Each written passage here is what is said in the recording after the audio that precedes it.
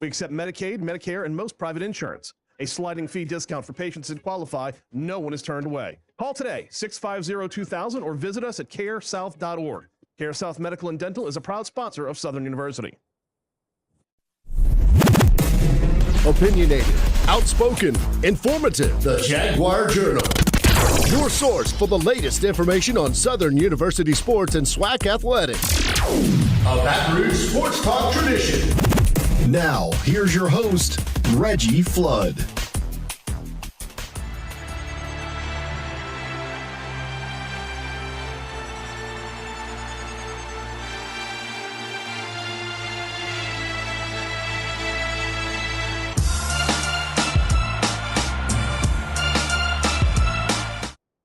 Bright and early on Saturday, 7:06 a.m.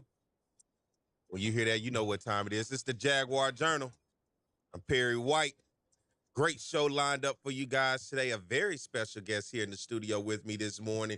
And if you're a Southern University Jaguar football fan and you grew up on the Bluff, this name right here should bring some excitement because he brought a lot of excitement to Southern University football during his time on the Bluff. And we want to welcome to the Jaguar Journal this morning, former quarterback for Southern University, my man Quincy Richard. Good morning. Good morning, boss. How you doing, man? Wake up, man. I'm trying. Saturday morning after a long week, but I understand, man, because the world that you in today requires a lot of your attention. First, congratulations on just all the success that you've had, after graduating and leaving Southern. And, most of all, thank you for joining me this morning. Oh, no. Thank you for having me here. And I'm appreciative of my success because Southern is my success. And so without them, who would I be? So I guess to all the listeners and just Southern University alums, Southern University families, Southern University friends, I thank them because without them, there's definitely not any me. So for the past couple weeks, we've been having who I like to say some Southern greats. Leonard Tillery, of course, Southern University and the SWAC's all-time leading rusher. Mr. Lawrence Jackson, who was the director of bands at Southern University. Now bring you on because you are a SWAC champion. The player of the year in the SWAC. You made the Black College All-American team. There was a lot of accolades that you had. But before we get there, where I always like to start is the humble beginning of Quincy Richard. Oh, and humble they are. Well, who's Quincy Richard? Opelousas born, bred, raised, fed. You can everything and all of the above.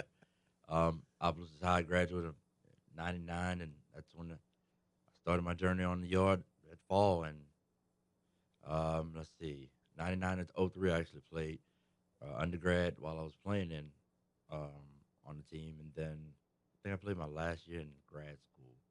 And upon finishing up my time at Southern, I went straight to law school, and the rest is history. What was it like for you growing up in Opelousas as a young guy, young Richard? Man, it was fun on top of fun because Opelousas is one of those cities to where you may not know everybody's government name, but you call them something, and you usually don't know people's government name until the funeral. I had to say that. What they used to call you? My dad called me Magoo. A couple friends called me Quincy. I mean, then they roll it. Is the irony of this is I am the biggest. My son's name is Quincy Richard III, so it's me, him, and my daddy. I am the biggest of all three by far, but yet still, relatives will say my name as the country people say it, Lil Quincy, but they roll it together, and it sounds like one name. But Lil Quincy. Yep. It sounds like one name, and it's amazing.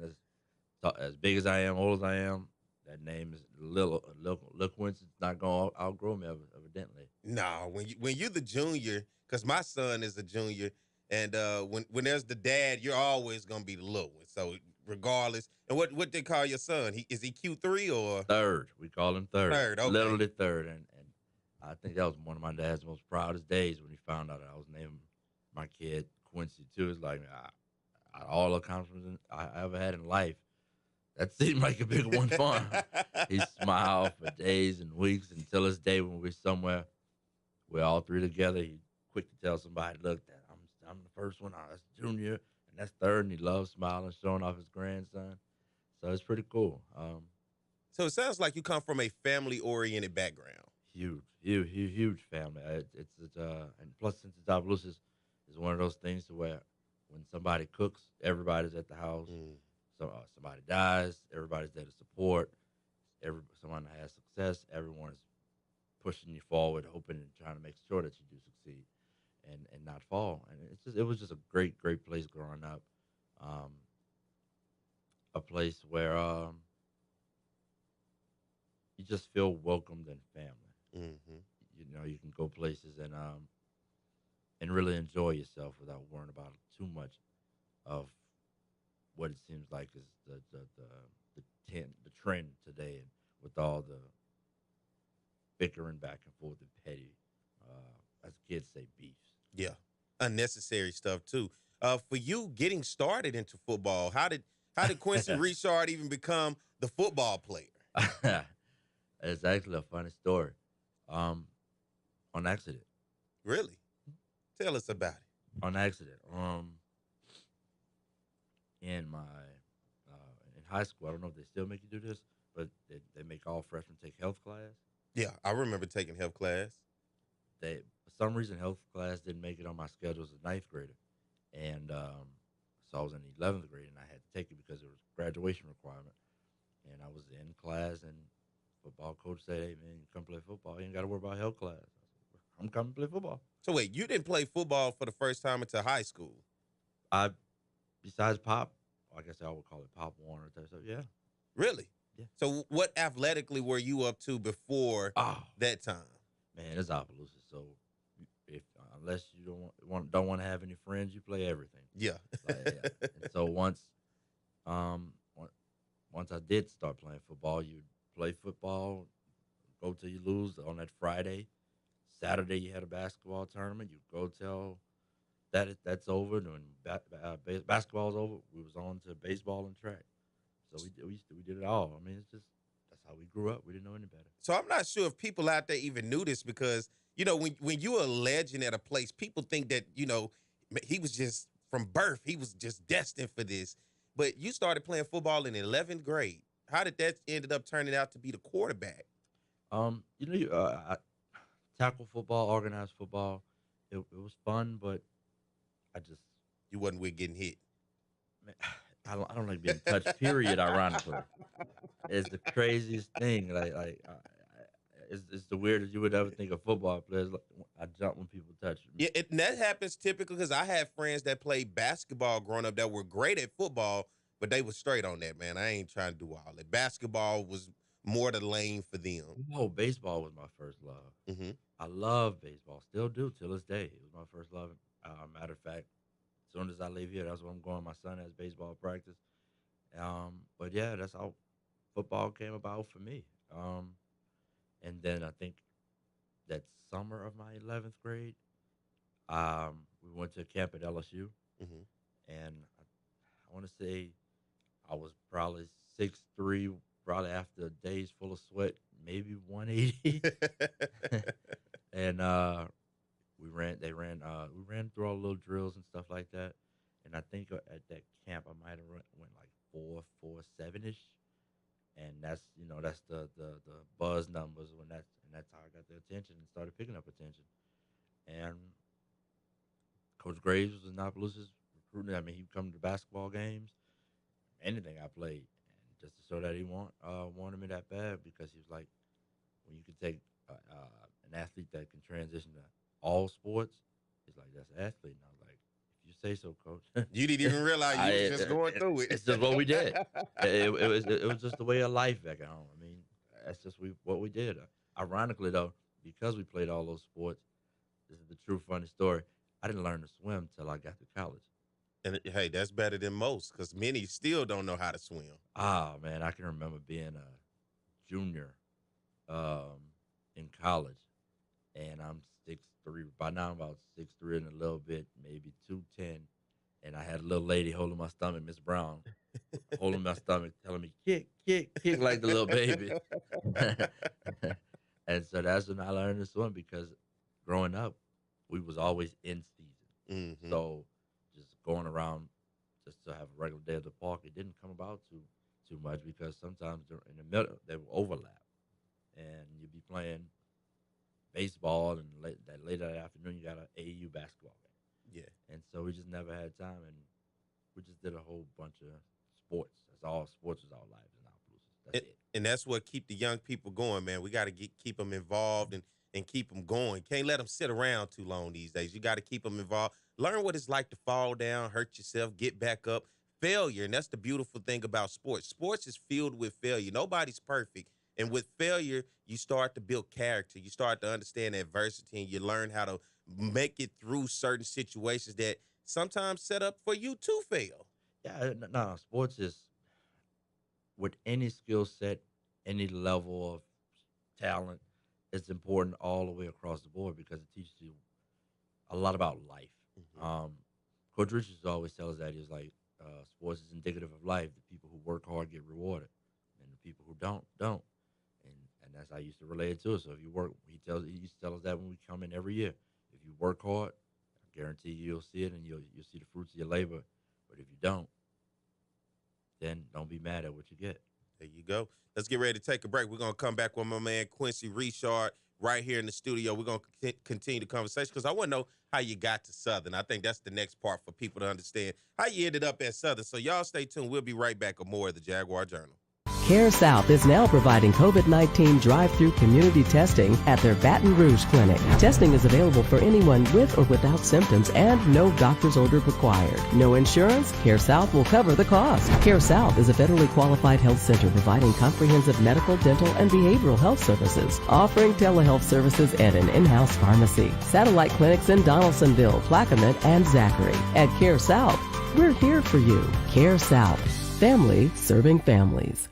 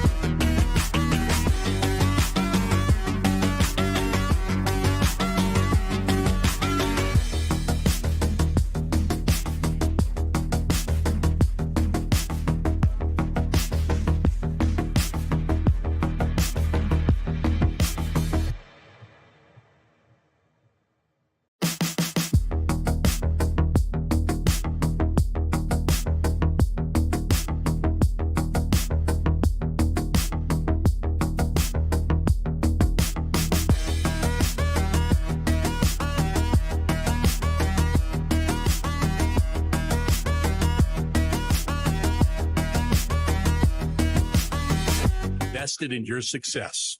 No matter your goal, Gulf Coast Bank and Trust is here to make it happen. Member FDIC and equal housing lender.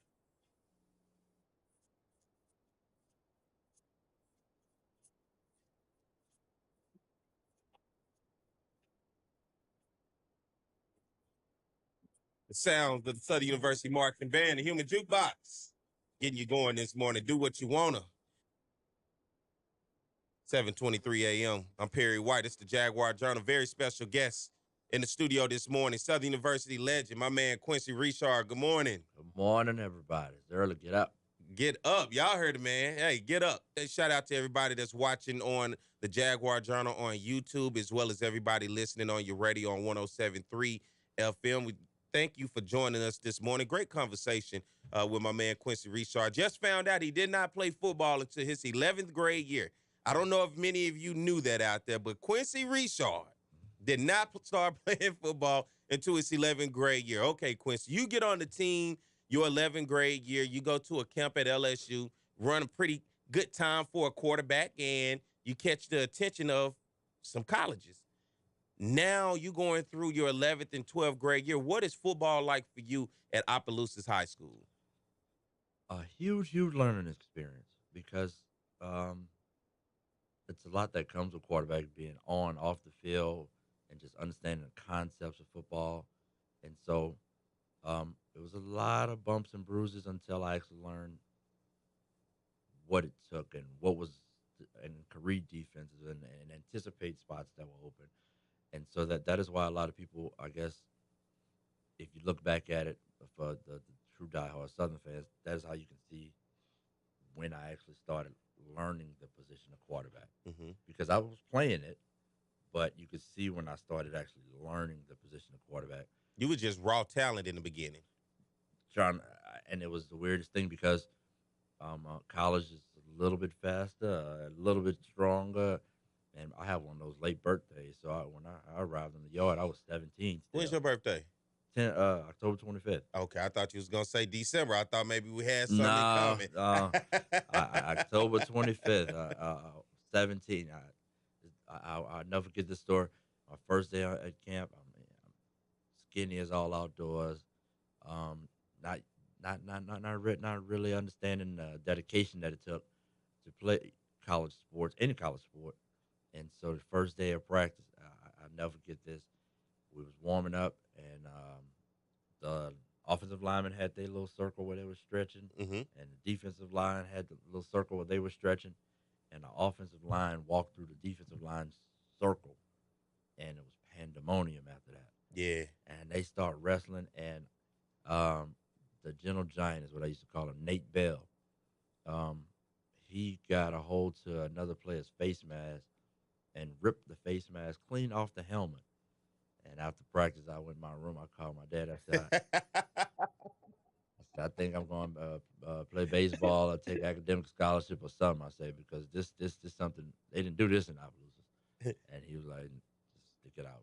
So you bagged away from that, huh? As that brawl, you was study sliding back. It's because we talking early internet era too. So it's not like today where you can follow kids across the country, across the state. The biggest information driver we had was maybe the Friday night news or something like that, but that only played local area. But when you get to Southern and you got people from all over, you get to see people's stories and how big some actually are, and just it's a melting pot of people from all over that you really learn even more about life from football and your teammates than you would imagine. When you were at Opelousas, what was your season like, 11th and 12th grade year? Don't laugh, man. What was y'all like? This is a true story. Anybody can find anybody from Opelousas, they'll verify for me. My 11th grade, we went 0-10. Really? And off of that 0-10 team, I want to say maybe 12 of us went to college on scholarship. Wow. Yeah. So you had a lot of raw talent on that team, is what you're saying. 0-10 and just out there just doing whatever. And we weren't real disciplined because you got to think that's the downside of playing so many sports Mm-hmm. to where you have only short window of time to get season ready or back in season form. But then sometimes by the time it's mid-season when you get into some season form, and then it kicks in. But we just spread so thin with all the sports to where we just jack of all trades. We ended up being, What about your 12th grade year? 12th grade year. We won some games. I don't know. I'm not about to say we was a powerhouse, but you could see the growth of us. And my 12th grade year, and then plus we had Dever Henderson, who was the running back at the time in Opelousas. I mean, he was all world. Mm-hmm. So pretty much, if you got in trouble, just give him the ball, and he'll make it happen. That's it. And so as you go through your 11th grade year, you don't win a game. You win some games your 12th grade year. When did people start to come calling and knocking, sending letters saying, "Hey, Quincy, what are you up to after high school?" I think, truth be told, I think once I went to that LSU camp, and you see that was the transition to the bigger quarterback area, Mm-hmm. and so I was on the beginning stage of that. So when you see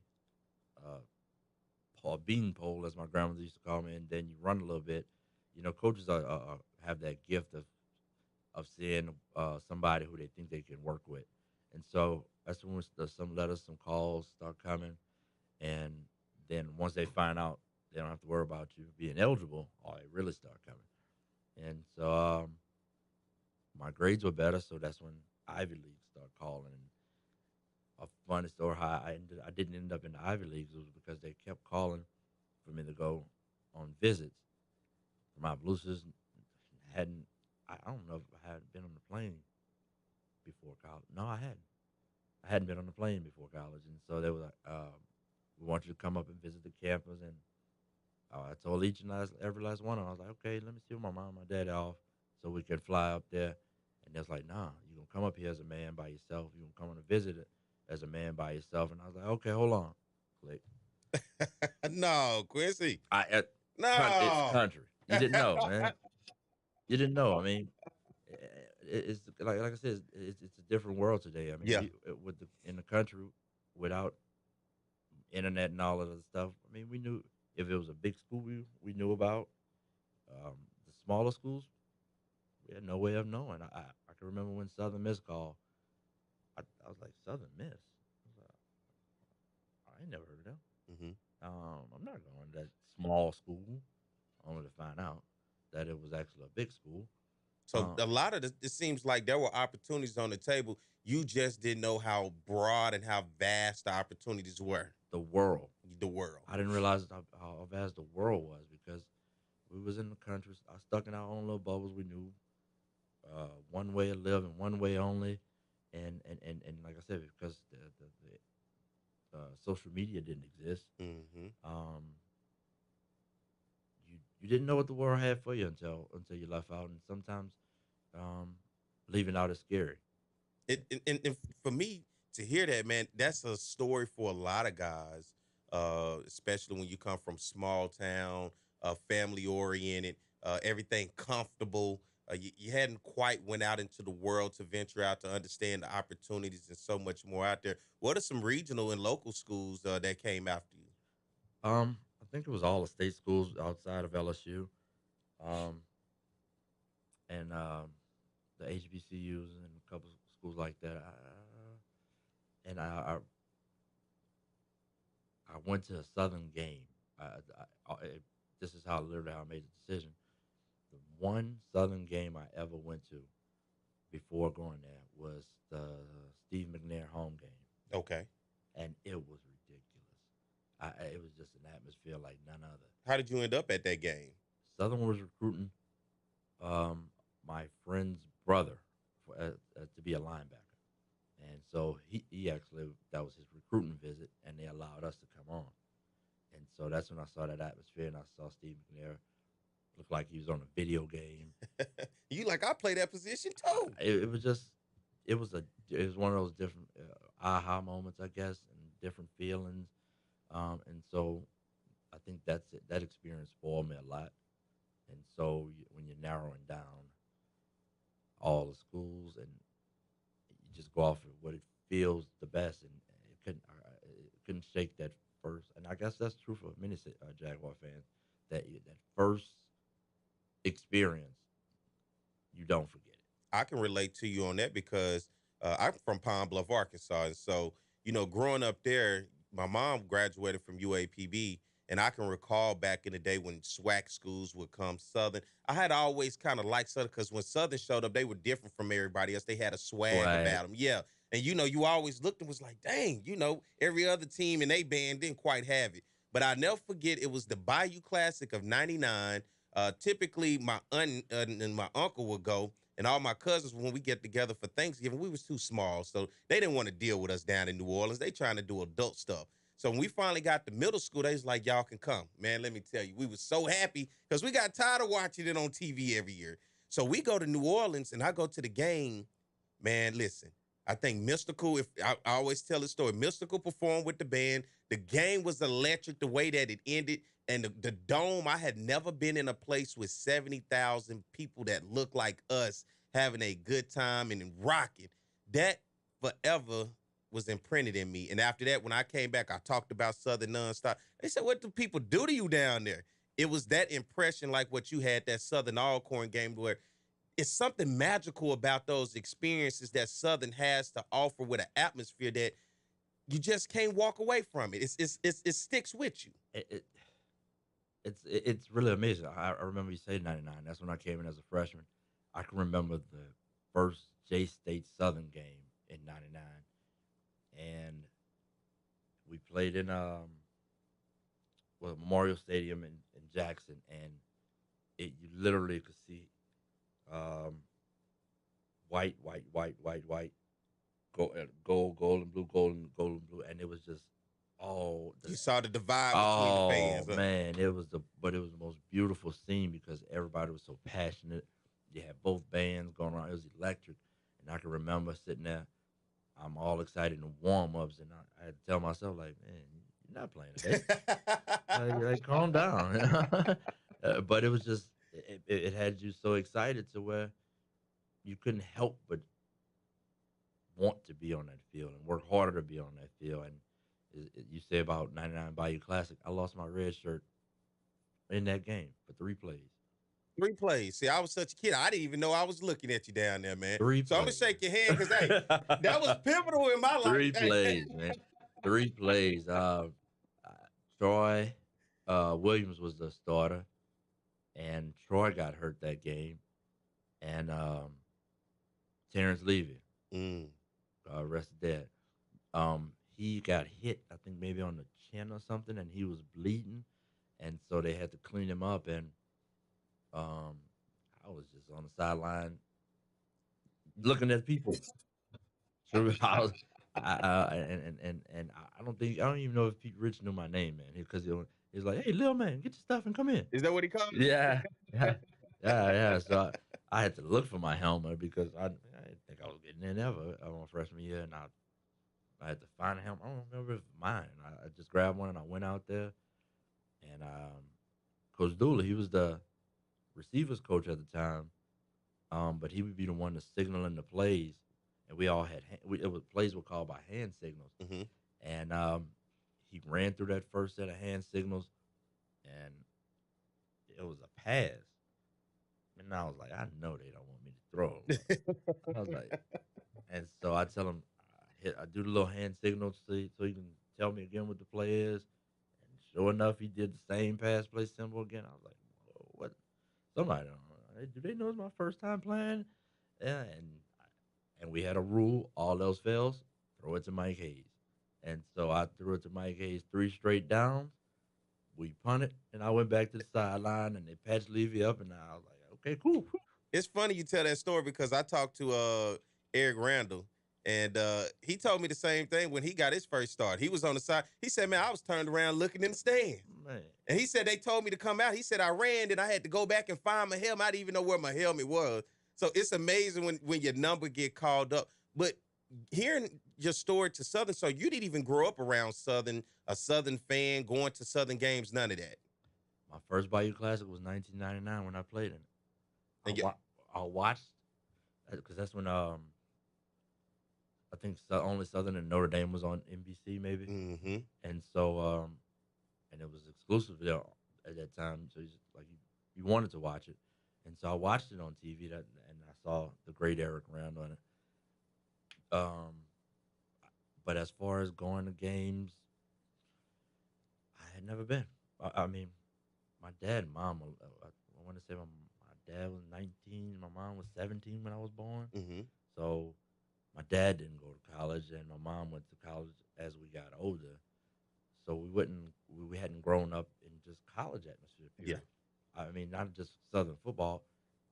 I can remember being so country, going on the yard and seeing fraternities and sororities. I was like, What's that? yeah. And the crazy part about it is had participated in a couple Delta Botillions and AKA pageants and stuff like that, but I Didn't have a clue. The no clue, backstory of it. none, not one. Who was pivotal in terms of Southern getting you there? Besides the experience, but your recruitment, who was pivotal? Coach Graves. I mean, Coach Graves would come to football games. He would come to basketball games. He'd try to make a couple of baseball games, and he really had a genuine spirit, worried about not just your athleticism, but you as a person. And so, it's hard to pass that up when somebody, you feel somebody literally has your best interest at heart. And then also the agreement was, if I wanted to, they wasn't opposed to me playing basketball and baseball. So I was like, oh great, I'm gonna do what I did in high school. No, and that's not the case. It's a whole different dedication that I mean you're really not prepared for coming from high school to college. You're not prepared for, and it's a shock to your system to have to get up at 5, 6 in the morning, not with mom and dad waking you up, with you waking yourself up to go lift weights. Then after weights is film. Then after film is class. After class is film. After that film is practice. After that practice is film, and it's like, man, a whole day gone, And so it was a real different experience because in high school we left practice 9 times out of 10 when we left whatever sport practice we was at, we would go and play another sport, Mm-hmm. and it just was weird, and so it was a shock, a real shock to my system, and so You get to Southern. Now you're starting to be the college quarterback. What was life like early on, showing up? First of all, you the country boy from Opelousas, so I can imagine first day of school when you stepped foot and you looked around that yard and you saw all of what you saw. How was that? it was not as exciting as you think. Oh, okay, because I thought you was gonna be like, bruh, look, I've been missing out. No. You gotta remember, if anybody knows somebody from the country, there's no better place in the world than the little part of space they're from. And so Southern was cool, but I mean, we would put our money together and maybe drive home 2 times a week to eat. Okay. Like literally drive home 2 times a week just to eat. Ain't nothing like a good home cooked meal when it's right up the road. Oh man, and it'd be all of us, because we had a bunch of people from Opelousas on the team. I think, at one time we might have had maybe, of the 22 starters, I think maybe 10 might have been from Opelousas. Hotbed of talent. Oh, they were ridiculously gifted guys back that way. But yeah, we were still homebodies, mama's boys, insert whatever name you want to call us. Man, we'd probably up 5 deep in the car, go to Opelousas, get something to eat, be back just in time for practice the next day sometime. When you look at yourself at practice, and who are some guys that helped you transition, maybe coaches as well as players, as you start to transition to football on a college level and kind of help ease you in? Because I'm sure it was some guys that didn't help ease you in as well. That was the exception, though, and not the rule.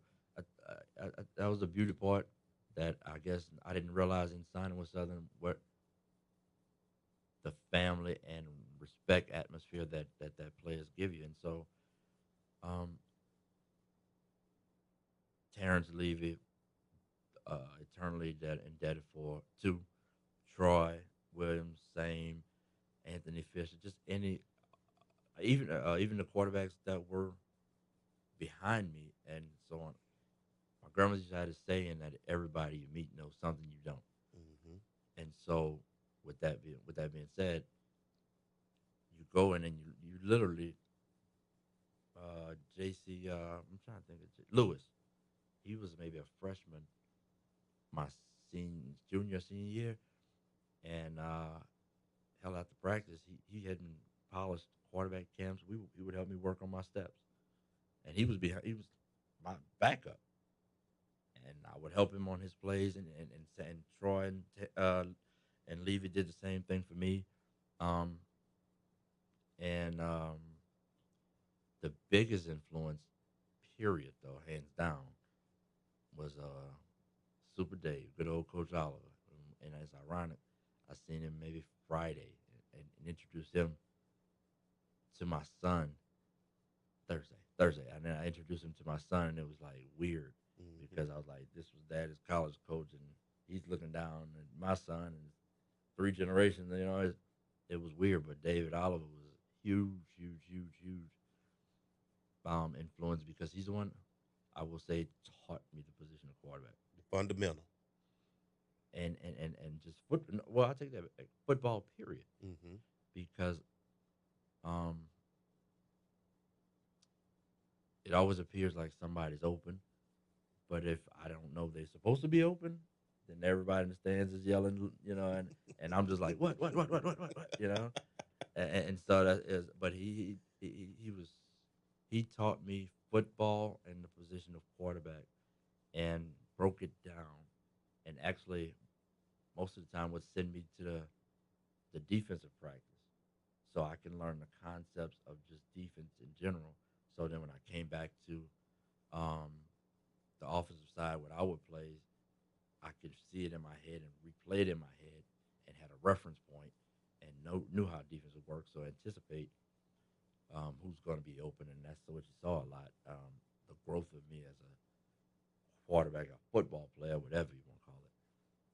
That's how you can see it. If you look back on my whole time at Southern, you can see me learning to play the position of quarterback, because all before it was just off of raw talent, whatever I knew. Yeah.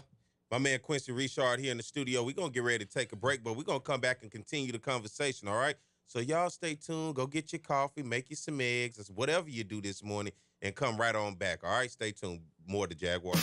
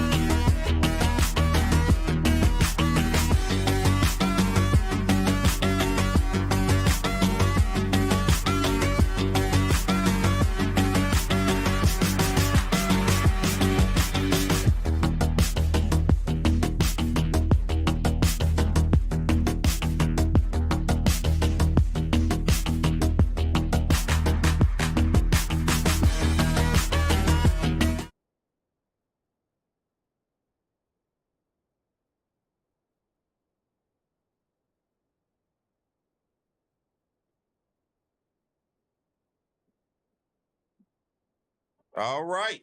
It's the Jaguar Journal, 7:49 a.m., bright and early this Saturday morning. Y'all little sounds of the human jukebox. Joined in the studio this morning, my man, Quincy Richard. Man, good morning. Glad to have you in the studio. Oh, no, thank you for having me.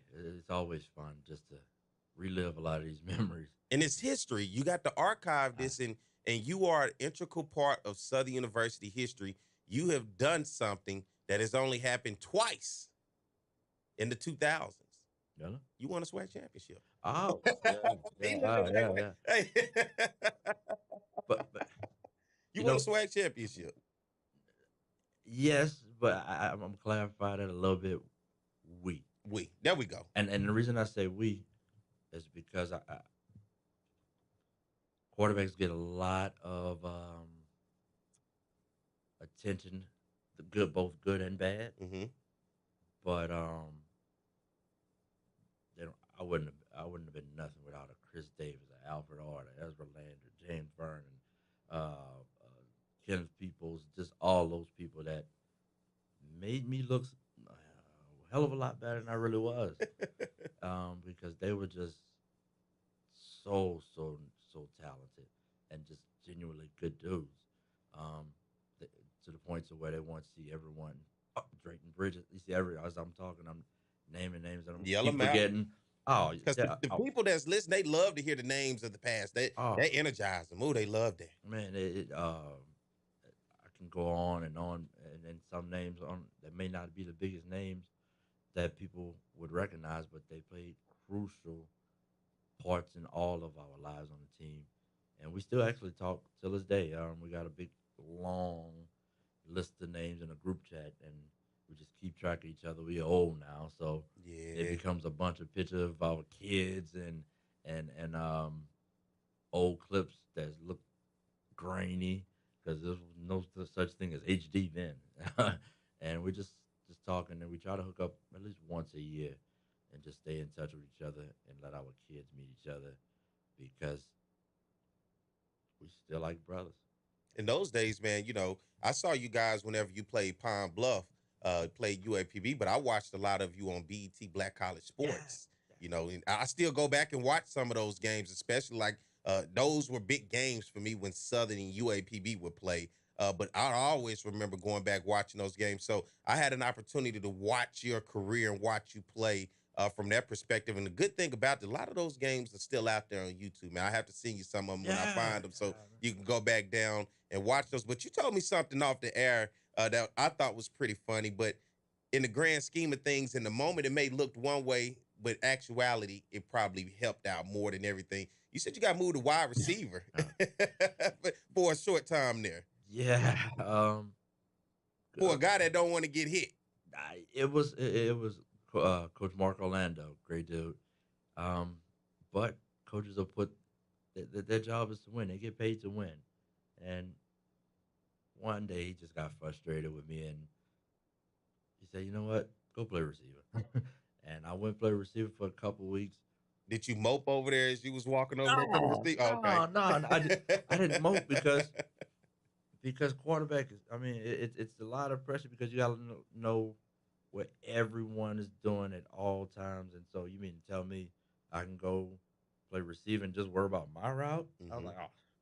And so and at the same time, all the receivers, they all had a swag about them with how they looked. I mean, before a game and even practice, they'd be worrying about how that practice jerseys are tucked, and they just look cool. Mm-hmm. And so I was like, fine, I can run, I can jump, I can catch.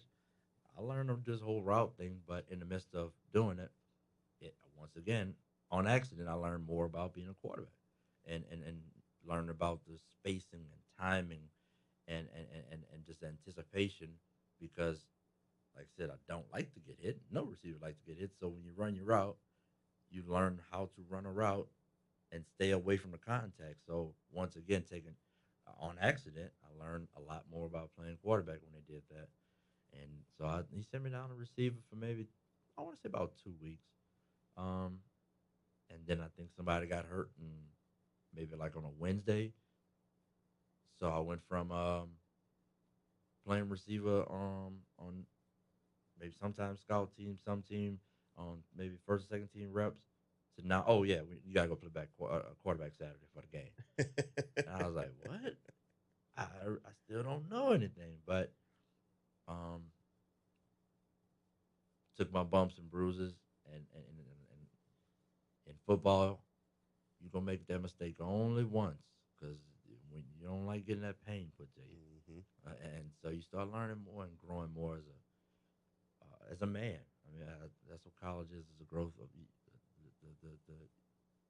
the fans. They get to see you come from literally not even a phrase, but a boy to a man. Your body changes, your mindset changes, everything changes, and so that is one of the things I like. I love doing now. Going back to Southern is looking at the growth of all the quarterbacks and seeing how well they progress. And we're going to talk about that on the next hour in terms of what was life like as a player then afterwards, because there's so much more to your story as we're putting it all together. Because I just found out he didn't play football till his 11th grade year. Who would have thought that? Would never have thought that one, man. Well, raw talent coming out of Opelousas, Louisiana, and that's my man Quincy Richard, Southern University great at quarterback. And we'll come back as we get ready to get here to the top of the hour. Mike giving me the signals. So you got to learn those studio numbers. Did you know what he was doing? I thought it meant 30. You try to pick up on your surroundings, learn a little bit. Mike, speak to me in numbers. So I got probably about 15 seconds now. So y'all stay tuned. We'll be back. More of the Jaguar Journal. My man Quincy Richard in the studio this morning giving us some Southern University history. All right? We be right back. Get you some eggs, like I said, some coffee. Look at your newspaper right quick. Turn up your radio. We'll be right back. Hey, assistant. So what is the DEMCO Scholarship Program? DEMCO, your Touchstone Energy Cooperative, awards one-year scholarships for each of 2 consecutive semesters to member students. This happens at the annual membership meeting each May. Students must attend or plan to attend a Louisiana college or university. Wow, that's great. Can I enter? For eligibility requirements, visit demco.org. When is the deadline? Entries are due by May 8th. For over a century, local broadcasting has evolved with the needs of the community. We move past the stigmas of opinion journalism and bring the most relevant news online, on air, and on the go. You have trusted us with your news, sports, weather, and entertainment. Trust us to keep moving with you. Text radio to 52886 and tell Congress local broadcasting is here to stay. If you're looking for a new start on the job, Pipe and Steel Industrial is looking for you. Pipe and Steel Industrial continues to grow their state-of-the-art pipe and structural fabrication facility in Denham Springs, and they're looking for welders and fitters in the Baton Rouge-Geismar area. Pipe and Steel offers competitive pay and a 401.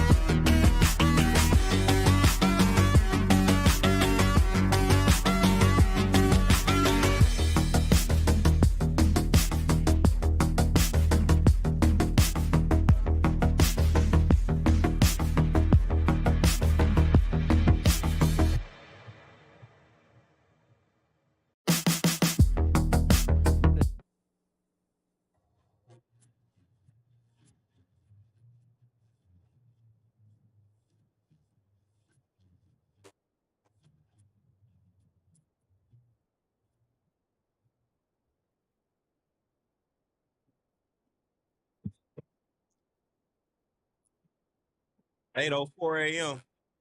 The Jaguar Journal. One of our listeners called in about 4 weeks ago, and he really let my man Mike have it in his ear. He said he wanted the Jaguar Journal to go back the way it was with the band music. And he said, man, my other shows, he didn't like the guest. So I said, you know what, William?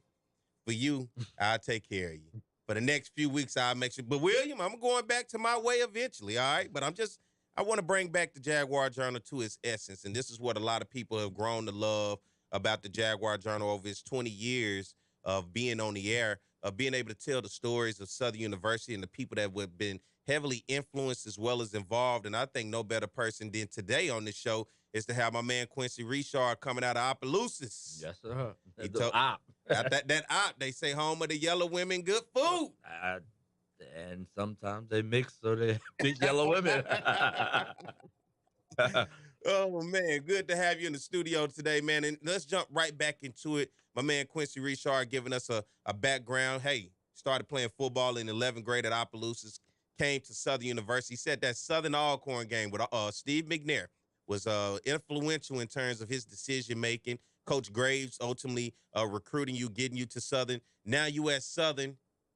You're starting to progress as a boy to a man, as you said, but at the same time, learning quarterback, learning football, and being a part of that. What was life like for Quincy Richard, the football player, as he matriculated, meeting guys, and then ultimately getting that position, and how you became the starter? The path, I think, for any high school or college athlete is hard, because you go from wherever you're from, you're the man wherever you're from. Now you come to college and meet the other men from other areas. And so for a lot of people, when you get to college, it's the first time, sometimes in life, you had to wait to play. And so some people fold under that pressure. It was, it had great times as progressing as a player. There was a lot of, I guess it was, I would say it was equally good, bad, and just blah times, because you got to take the growing pains, and criticism, and be able to separate criticism and constructive criticism, because there's going to be a lot of people that telling you stuff because they want to see you succeed, and then there's another small handful of people that are telling you things just because they feel like talking sometimes. They don't really care. But I'm so grateful to the Jaguar Nation for all the good and bad times, because through it all, you got to see some really great, genuine people that wanted to see you be the best you and have the best experience. And just sometimes they were more happy for some of the successes we had than we were, because we lived in the moment. And, you really don't think how big the moment is until it's gone. In our group chat, we sent around footage of the parade we had in 2004, maybe, with us and LSU. And you look at it and you see so many people, and it's so fun, and you get to relive it. But when you relive it in that moment, it's like, yeah, it's cool. But now it's created lifelong moments, lifelong friendships, lifelong relationships, sleeping habits. Because till this day, I don't use an alarm clock. My eyes automatically pop open because of that fear of, I missed the weights. I'm late for weights. I'm late for practice. You understand those consequences? Oh man, it's like I'm not a medical doctor, but it's like PTSD on some of the punishments of when you were late for anything. And so I literally wake up with no alarm clock till this day at the same time every day, and it's because of the routines and discipline that football and college in general provided to me.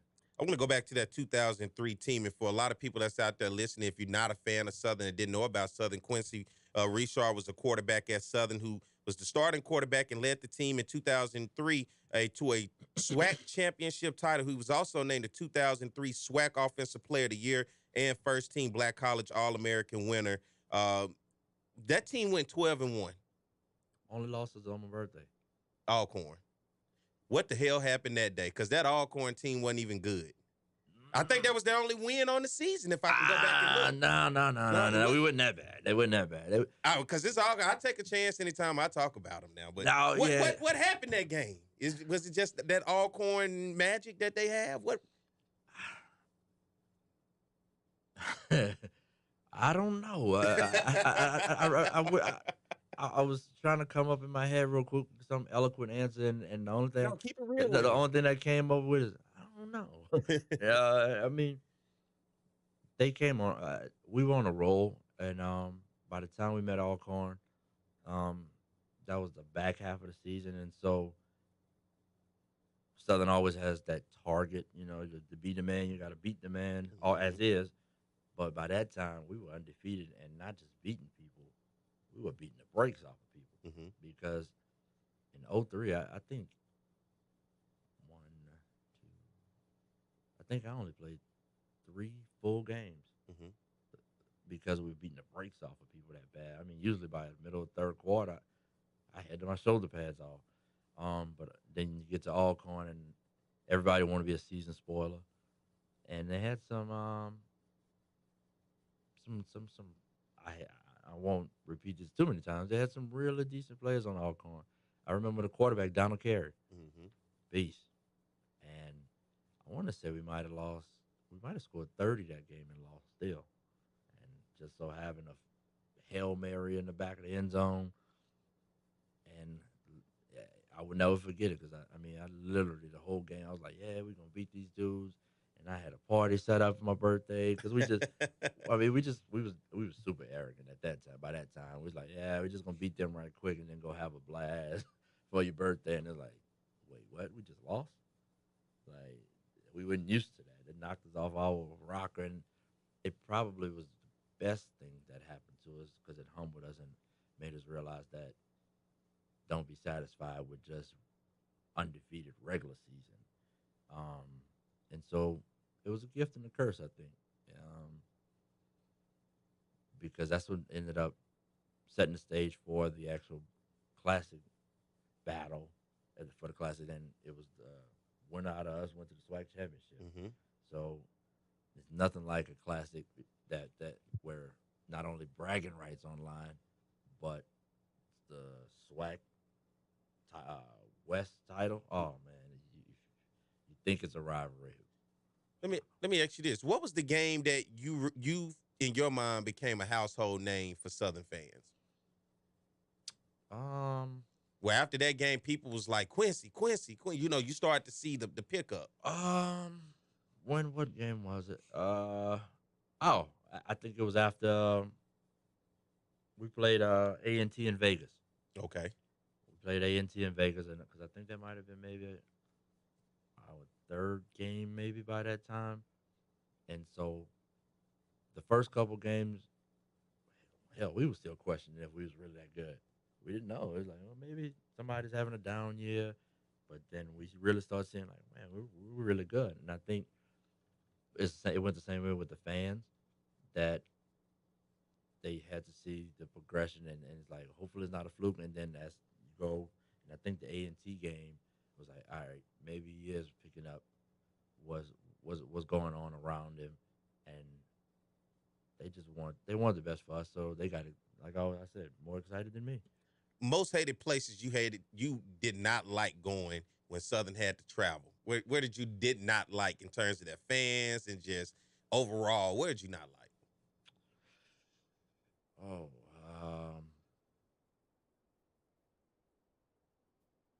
J-State. Off top.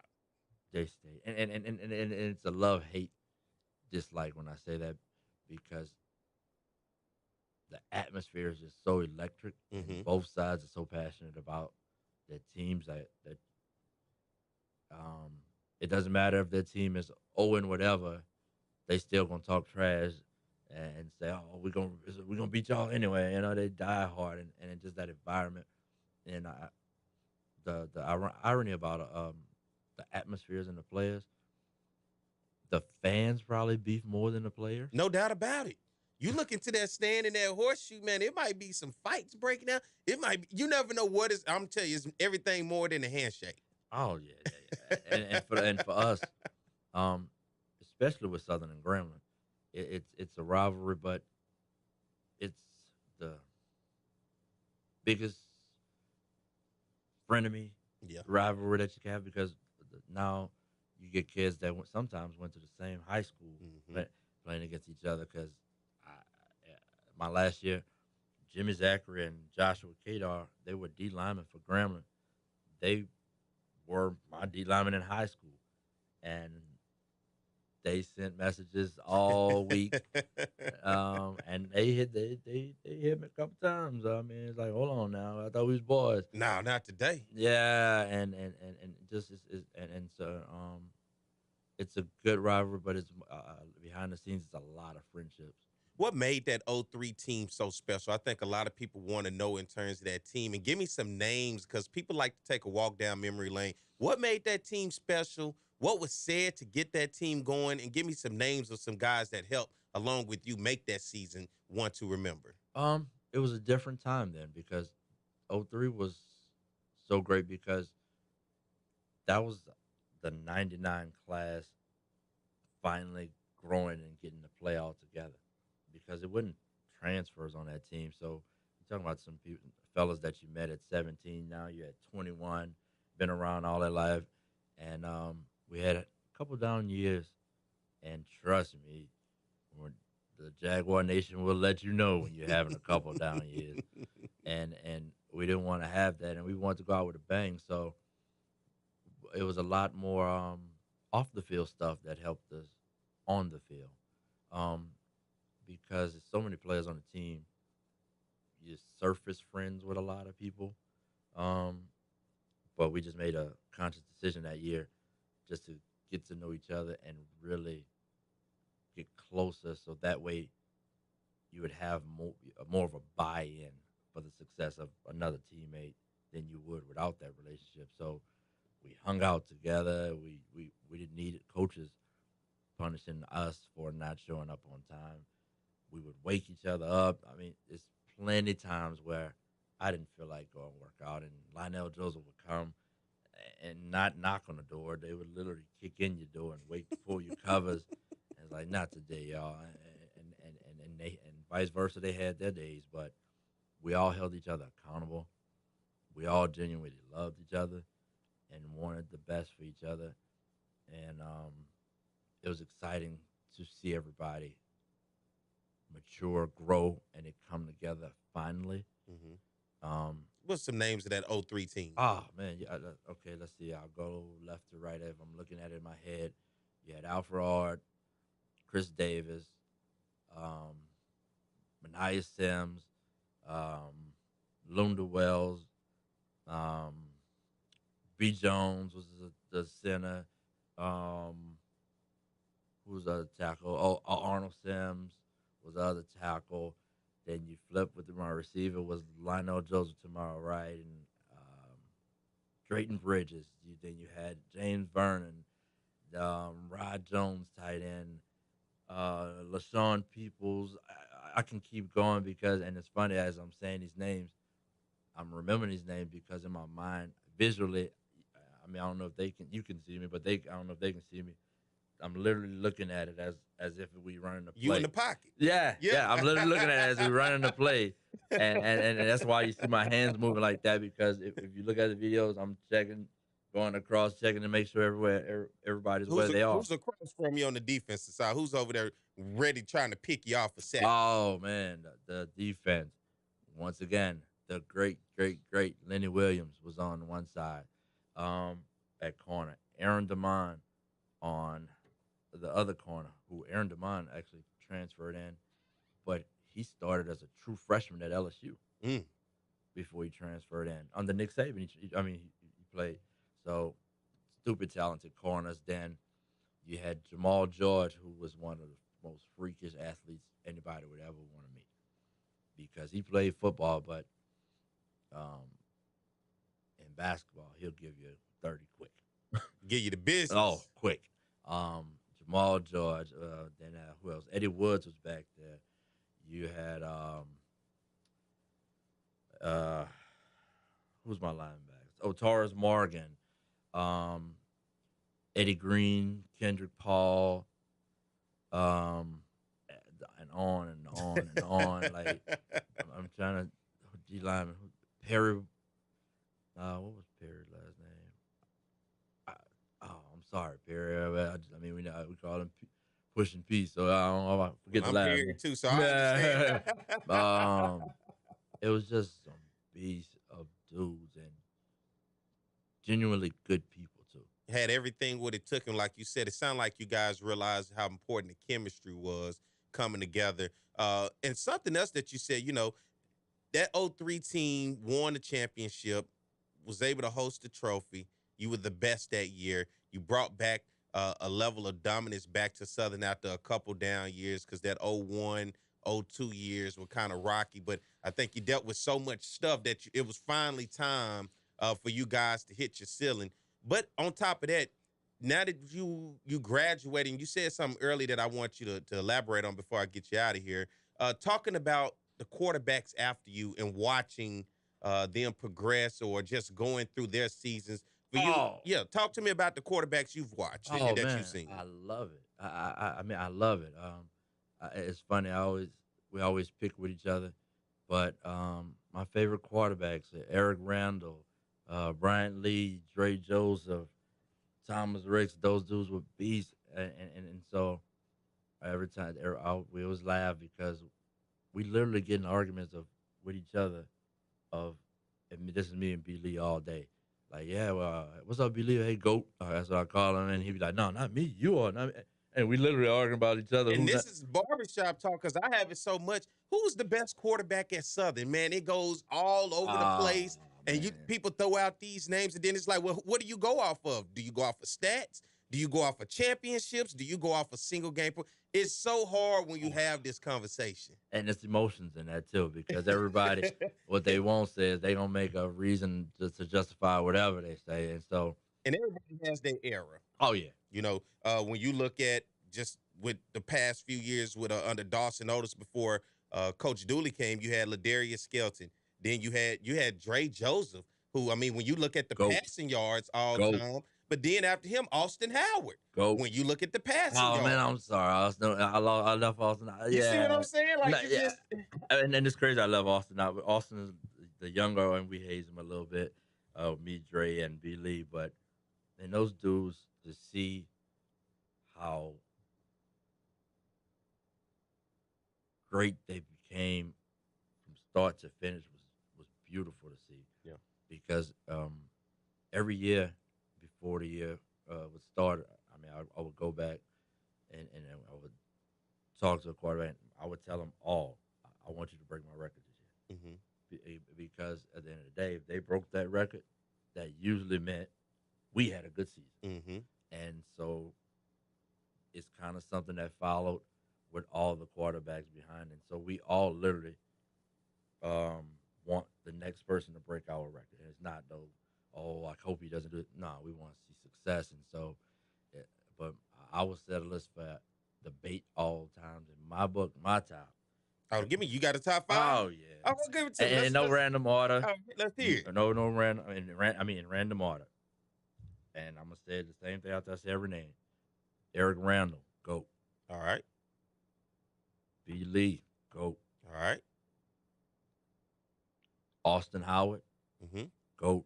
Dre Joseph, GOAT. Thomas Ricks, GOAT. And I'm missing somebody, but that's my top 5. And what is it about that top 5? Is it their passing ability? Is it a wow factor? What was it when you look at that group of guys that you put them in that category? Eric Randall was the consummate field general. He was just that dude. Mm-hmm. Like you looked at Eric Randall, he was what a quarterback should have been. And so he's just on always another level to me. B. Lee reminded me of myself because he and I didn't have maybe the most polished fundamentals, mm-hmm.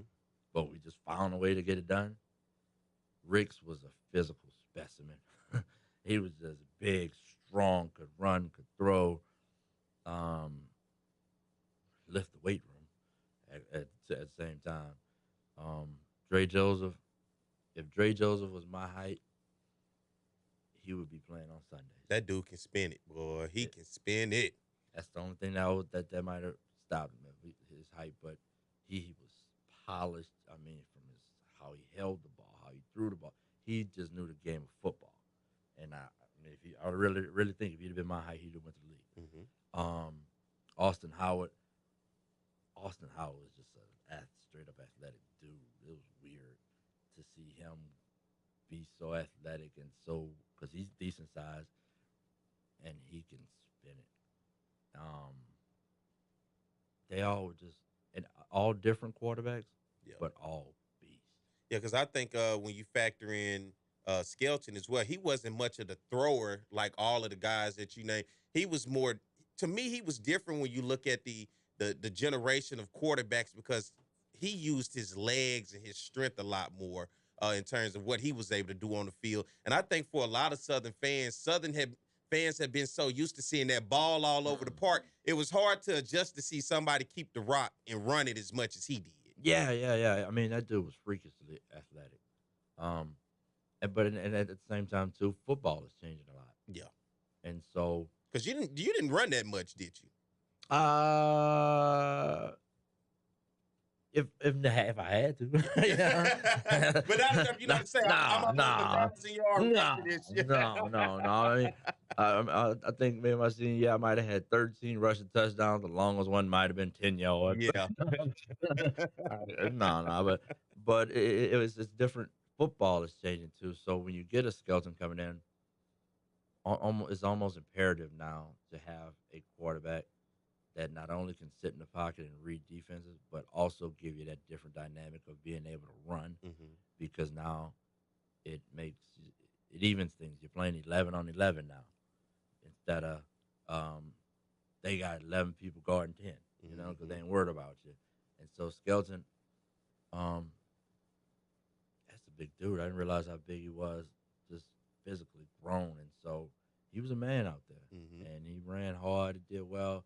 It was a different, when you're looking at the game, type of game, but he was real productive in his own way that people can say what they want to say, but the numbers don't lie. Yeah. You know, numbers don't lie, and he put up some good numbers, and I, as a Southern fan, am grateful to what he did for the program, and just excited to see what the next insert name quarterback here, and just hope they do well.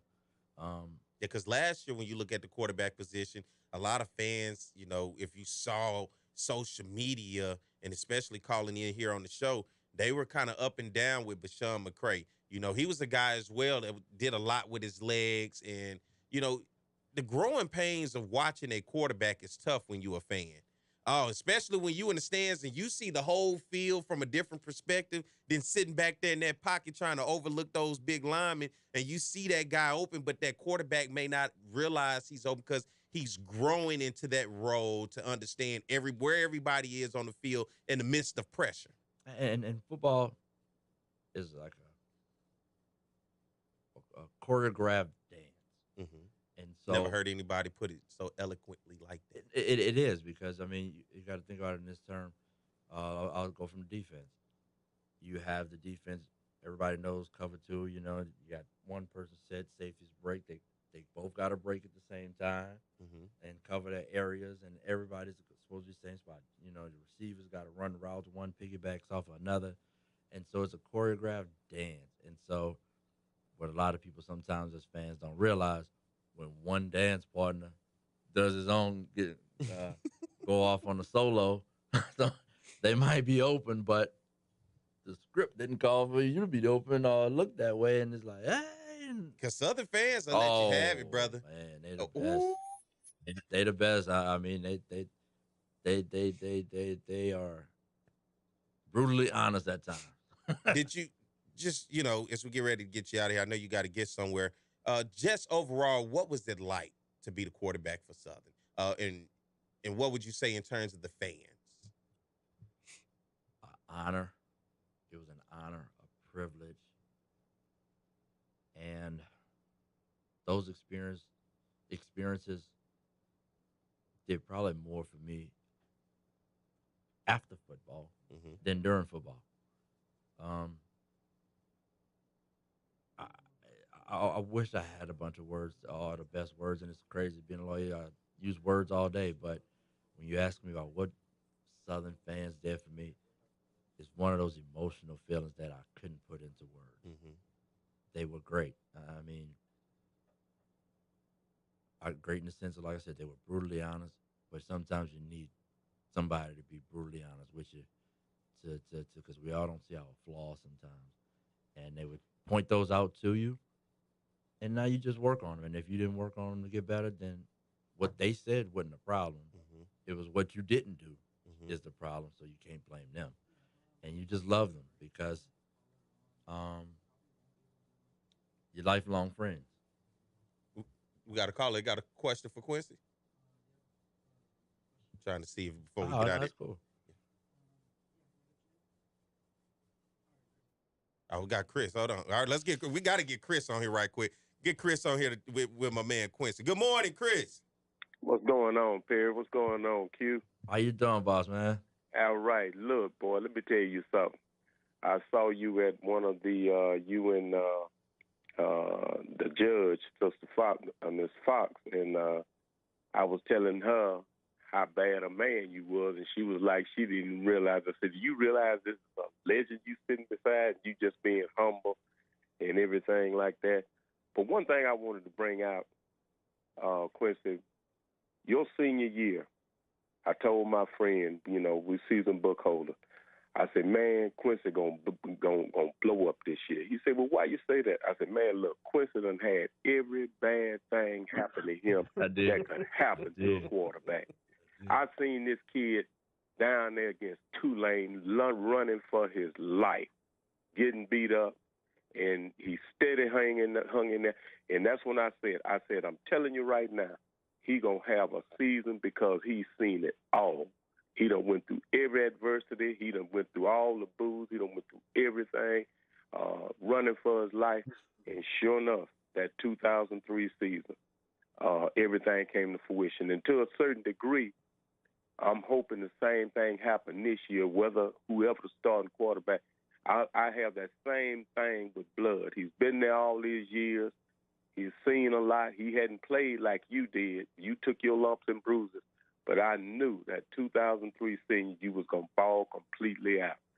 And, you know, you talk about Thomas Ricks being your guy. And if LaShawn had been able to come back, we'd have been back-to-back SWAC champs. Ain't no and no buts about it. I just want to say, man, great having you, great knowing that feeling. You and the country boys, you a country quarterback, your wide receivers all from the country. And I mean, man, y'all just flat-out ball players, AA. And all of them, man, y'all just was flat-out ball players. So, you know, man, hey, it was one of the greatest feelings I had ever seen. I had going to Alabama State for the SWAC, going for Birmingham. Cold as all get out. Cold. You fighting off. I'm hoping, I said, man, I hope he ain't pull a groin or something. You out there steady balling out, steady throwing, and we steady in the cold, freezing, white now fighting Jaguar. So, man, it was great having you on the show. Good job, Perry. All right, thank you, Chris. Oh no, I mean, thank you, Chris. I mean, and that's the way. What I mean when you ask me what stuff like that it really is a family atmosphere, and it just shapes your life, you know, and it's a beautiful thing, and you don't really truly appreciate it. I think every year as I get older, something happens that makes me really appreciate what happened in the past. And I'm forever grateful to any and everybody I ever came across on the yard because they all played a part in making me who I am. And that's why wherever I am, when we see somebody, we talk about the whole times, and sometimes we talk way longer than we need to about the old times, but it always brings you back to that place and that happy place that it was a good time to be in Baton Rouge then. Listen, that's why you my boy. What he say? You my boy, Blue. I like to pay respect to those who I grew up watching, man. And said we've had Tillery on. I think Tillery, being the guy that he is, he does not get the notoriety nor the respect to say he's the all-time leading rusher in the SWAC. You still a young guy, not old at all. You still a young guy, man. SWAC champion, Black College national champion, player of the year.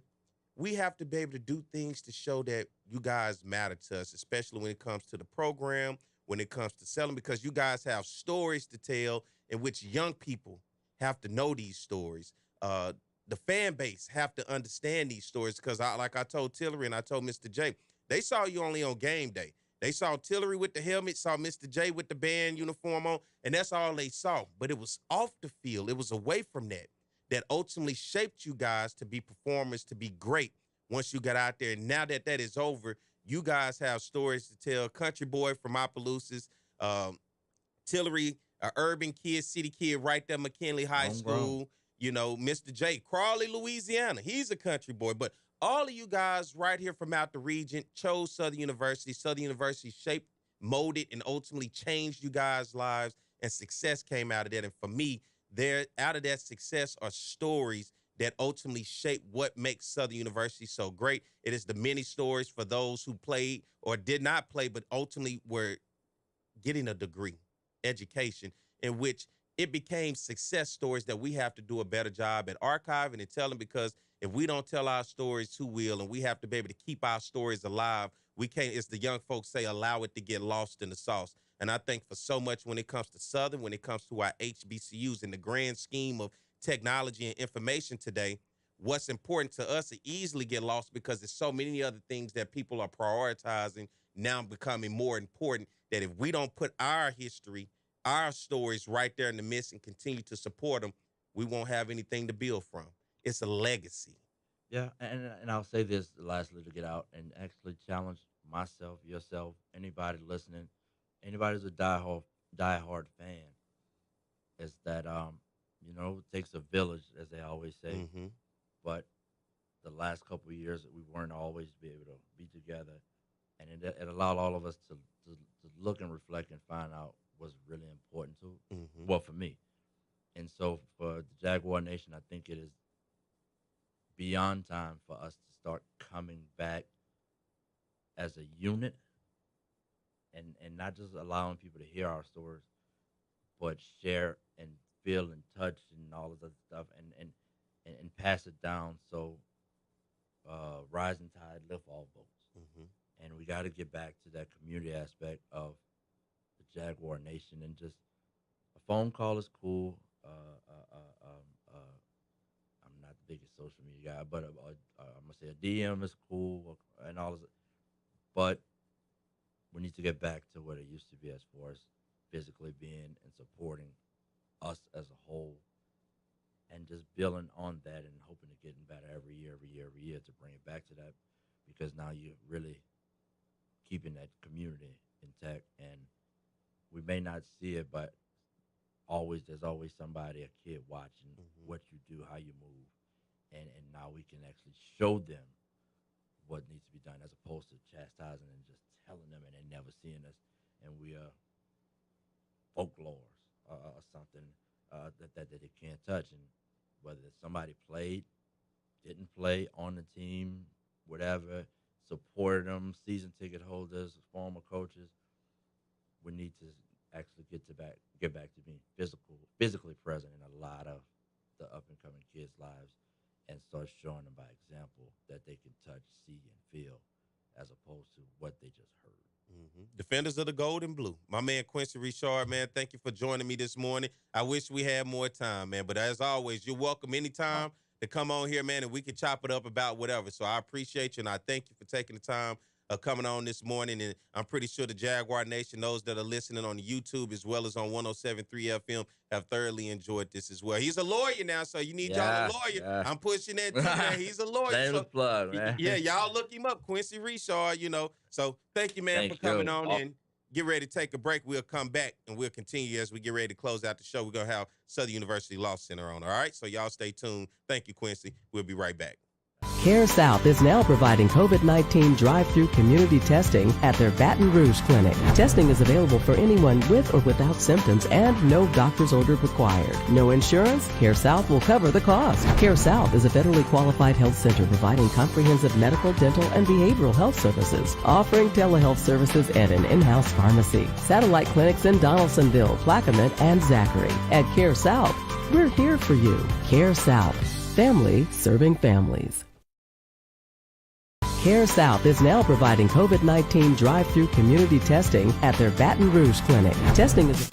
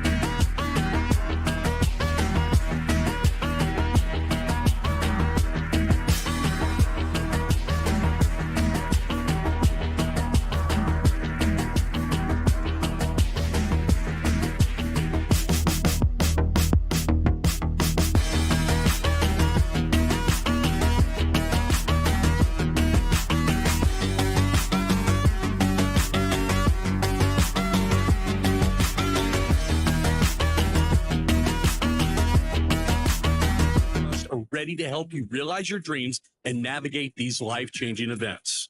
The difference at Gulf Coast Bank and Trust is that all of their easy-to-use technology is backed by real people in our community who are invested in your success. No matter your goal, Gulf Coast Bank and Trust is here to make it happen. Member FDIC and equal housing lender. Talk 107.3 FM. Our 2023 Dreams Come True Radiothon presented by the Baton Rouge Clinic is happening right now, and we couldn't make dreams come true without your help. This year, local businesses like Louisiana Federal Land Bank, Lewis Mechanical, and Patient Plus Urgent Care have each pledged to match your donations once we reach $1,000. Whatever amount you can spare will help us get that much closer to making more dreams come true for local kids suffering life-threatening illnesses. Visit talk1073.com to pledge your donation today. Why? Just think about it. Why is the #1 selling brand of chainsaws not sold at Lowe's or the Home Depot? We can give you over 10,000 reasons. That's how many authorized local steel dealers you can find across the country. Visit one and you'll find a range of dependable gas and battery-powered tools, from trimmers to blowers. And you'll find service from experienced professionals. Peel Steel. Find yours at steelusa.com. Lowe's and Home Depot are trademarks of their respective companies. It's time to celebrate history in the making. After years of sweat, tears, and determination, the LSU Lady Tigers have finally clinched their first ever women's basketball national championship. What a momentous achievement. This incredible squad, led by their talented coach, Kim Mulkey. That's what I came home to do. And when Kim's not coaching champions, she's talking to the folks at Tiger Rag. Tiger Rag, go do a little research. Tiger Rag magazine is proud to have been part of this journey on newsstands and at tigerrag.com. Tiger Rag. Some days you just feel off, anxious, low, on edge. And vaping nicotine can make days like this worse and more common. Because nicotine throws off the natural balance of neurotransmitters in your brain, like dopamine and serotonin, which affects your mood. So you feel more unhappy and less like yourself. Okay. Yeah, I'm fine. Learn more at BehindTheHazeLA.com. Sponsored by Louisiana Department of Justice. GMC continues its commitment to professional-grade engineering in the GMC Truck Series, like offering the world's first available 6-function multi-pro tailgate on Sierra. This tailgate takes innovation to the next level, with 6 distinct functions that let you load, unload, and access the cargo box quicker and easier. The list goes on, but it's more than just innovative engineering. It's knowing GMC is committed to professional-grade excellence on every level. See your Bayou GMC dealer. Hey, it's Matt Moscona reminding you to stop putting around and take a swing around the parish with Breck's 6 golf courses. Santa Maria and Beaver Creek offer championship designs and amenities, while Webb and Dumas are 18-hole facilities, lending themselves to great golfing value and an excellent experience, while City Park and J.S. Clark are challenging 9-hole courses with easy-to-access locations. So visit golf.breck.org to book your tee time today. Your next hole-in-one is just a few minutes away. golf.breck.org. Talk 107.3 FM.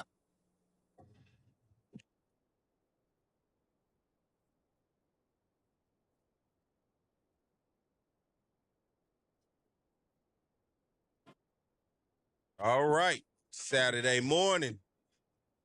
The Southern University Marching Band for you. Get you in the spirit this morning. Want to thank my man Quincy Richard. Hey, a Southern University great from the quarterback position, that 2003 SWAC championship team, Black College champion team.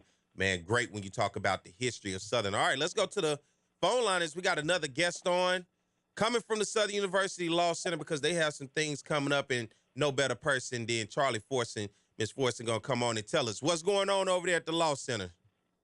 Hey, good morning, Perry. Good morning. My name again is Charlie Forson, and I work for the Southern University Law Center, but I'm also the executive director of the Louisiana MBBA Business Center. We are a business center that focuses exclusively on working with minority businesses that are looking to grow and scale their companies. So we have coming up May 15th to the 18th at the LaBerge Casino and Hotel, the 18th Annual Business and Procurement Conference. We are co-hosting this conference with the Southern University Ag Center, Small Business Administration, SBDC, and more. And it's a conference for entrepreneurs of small businesses, medium and large businesses, as well as farmers. So those businesses that are looking for opportunities with the federal government, local and state government, as well as private sector companies like AT&T, Entergy, and Folgers, this is where you want to come to meet with supplier diversity leaders from those companies and talk about the opportunities that they have for your business to do work with them. We're going to also offer training to help businesses scale. So they'll learn things like how to prepare to export, whether it's a good or a service. They'll learn how to grow using marketing resources. They'll learn about other types of development that they can use for their companies. So again, it takes place May 15th through the 18th at the LaBerge Casino and Hotel. And for more information and to register for this conference, and it is a free conference, but you must register in order to attend. You must register in order to have an audience with AT&T, Entergy, and FEMA, and Barksdale Air Force Base. So go to our website. It's www.louisianambdacenter.com. And again, that's www.louisianambdacenter.com. I thank you for coming on this morning and giving us that information, because that can be helpful for someone out there. And it's great work of what the Law Center is doing over there and the work that they try to do to get the community and keep people involved with opportunities like that. So that sounds like an awesome event. Once again, give the time, the date, and when is the deadline for them to register? Absolutely. So it is May 15th through the 18th, and it kicks off on the 15th, that Monday at noon, and it's going to go all the way through the 18th, that Thursday at 5 p.m. And it's going to be at the LaBerge Casino and Hotel, and the registration details are www.louisianambdacenter.com. Now, there is no deadline to register. However, if you are a small business owner and you want to participate in the matchmaking opportunities with the government entities and the private companies, you do have to register by May 10th if you are looking to become a part of those matchmaking events. Charlie, I'm glad I picked up the phone to talk to you, because I was going to say Mr. Charlie, but I'm so glad I picked up I'm so glad I picked up the phone. So I appreciate you for coming on this morning. And, man, I thank you, Lord, for me picking up that phone, because I would not have wanted to say that. But I appreciate you for coming on. And anybody that's out there, please take advantage of this opportunity that she's presenting to you, and make sure you get that information. If not, you can always go back and listen to it on the Jaguar Journal YouTube channel if you need to get that information more. Thank you, Miss Charlie. Thank you, Terry. All right. Hey, man, thank you. We're getting ready to wrap things up. How long we have, Mike? About what? Give me 3, 4. He giving me 3 to 4. 3 to 4, about 3.5 minutes then. Want to thank my man Quincy Richard coming on. Of course, Charlie Fortson just coming on, talking to you about some opportunities that the Southern University Law School and Law Center has to offer out there. But, this is a series of things, as you see, for the past 3 weeks. My man William called, and he kind of, laid into us, and he could have probably asked at a better time because we're on the downside of things. You kind of just, sports is coming to an end on the collegiate side. Baseball is still playing with, I'll get to baseball here in the future. But as we're starting to come down, this is the last week of school. Semester tests will be next week. So, this is an opportunity for me to reach back in, and as William wants to know, and many others, talk to those Southern University greats that have history, and for you to get a chance to better know them and a better opportunity to hear their stories. And so that's what I'll be doing moving forward. I don't know who's next. I literally called Quincy last night at 7 o'clock. It hit me. So you never know who it's going to be, and they never know either. So it kind of just comes and goes. But that's something I want to do now as we get on this back end of things, to try to give you some history perspectives of Southern from different people. Right now, those are the 3 guys. Lenore Tillery was great when you talk about the SWAC, Southern University all-time leading rushing. You talk about Mr. J last week with the former band director at Southern with the history. He called me a couple days ago, said, man, I had such a great time on there, man. I wish we had 2 more hours. And so those are the type of conversations I like to have with people, where a lot of times I don't think they know what to expect. They think I'm sitting here with some script and I'm about to just ask questions off, but I don't have a script. I'm just going off of the top of the dome, whatever the callers have to say. and just the energy that they give, and I'm building off of things that they give me. And that's the same thing you saw today with Quincy Richard, Opelousas, right? Man did not play football until his 11th grade year. I didn't know that. And considering how good he was and how great he became at Southern University, he's now an attorney. So if you need some of that, that's just my boy Quincy Richard. You just Google him, all right? I won't get y'all, just Google him. But those are the type of stories that we want to hear about success on and off the field, regardless of who they are, in terms of what Southern did to help shape their lives and create who they are today and the success that they have. And I am one to even be here on the radio with you guys each and every Saturday here on 107.3. And as well as shout out to everybody that's followed the Jaguar Journal, that has subscribed on YouTube. And I'm telling you now, if you're listening on 107.3 FM, call in anytime, 499, 499-10, I'll get you the number. Let me see. 499-1073. Call in anytime, man. Join the conversation with me. And as well as on the chat on YouTube on the Jaguar Journal. Go subscribe to the Jaguar Journal on YouTube and be able to keep it going on there. You can chat with us on there if you don't want to call in. You got somebody on the phone line? What you got?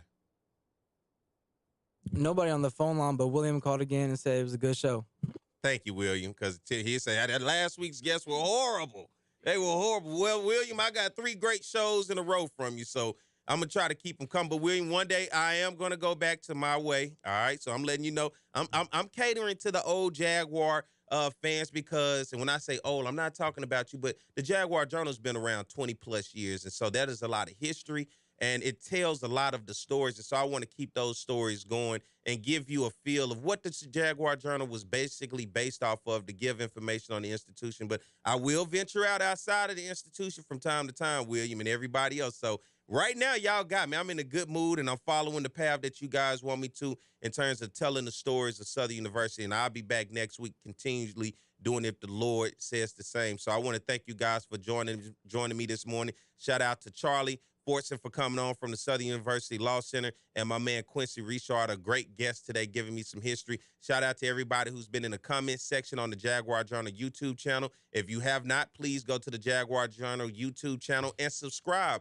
We need your support. You always can go back and rewatch the show, share it at any given time. And I thank you all for coming on and listening on 107.3 FM. I know a lot of people that do listen that may not necessarily even be Southern fans, but that's the beauty. I can teach you about Southern if you listen long enough and you get a chance to understand from a perspective that maybe you did not know. So I want to thank you guys for that. Shout out to everybody out there for just being supporters. I get people all the time when I'm out. They say, "You Perry White?" Man, I pay attention to the show, and I don't realize, I guess, how often, because I judge it by if people call or interact, but how many people truly do listen to the show. And I want to continue to keep the legacy of promoting our great institution that is Southern and many HBCUs and telling our stories of who we are, what we've done, and where we're going. So I always thank anybody and everybody. Hey, if you see me out and about, walk up, say something to me. I'm a very approachable guy. So, and I thank you guys for the support, and I love you all for being able to do that and to be able to be in this position that I am now. Thank you, Mike, back there behind the board. He put a smile on his face because without Mike, man, none of this would be possible and the hard work that he does back there. So guess what? I got to get out of here. But I hope you guys have a great day, and we'll be back next week at the same time in the same place because, as always, it's the Jaguar Journal. Hey, assistant. So what is the DIMCO Scholarship